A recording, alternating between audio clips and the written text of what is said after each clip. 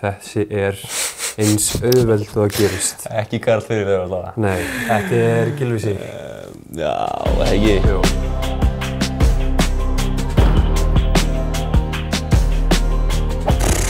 Danni Hafsteins, Herðu, ég með nokkur.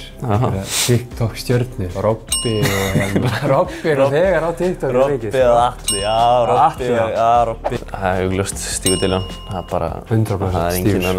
Þessi eins auðveld og það gerist. Ekki Karl Fyrirleifur allavega. Nei, þetta Gylfi Sig. Alltaf, hvað er það ekki alltaf Nico eða eitthvað svona? Jú, jú. Nico, Pablo, náttúrulega, hann á sín... Ekki ég, sko. Pablo Puniet. Já, Koti bara með að klára þetta. Það Helgi Guðjónsson. Mætir alltaf 30 sekúndum fyrir mætingu. Mætir alltaf á slæginu. Það Karl Fyrirleifur, ég sektarstjóri, hann sennilega oftast seinna á einhvern. Það þarf ekki að ræða þetta. Ég ætla að segja að Matti Vill. Hann laumar sér í TV eftir Helvíti myndalegur og hugulegur. Já, úff.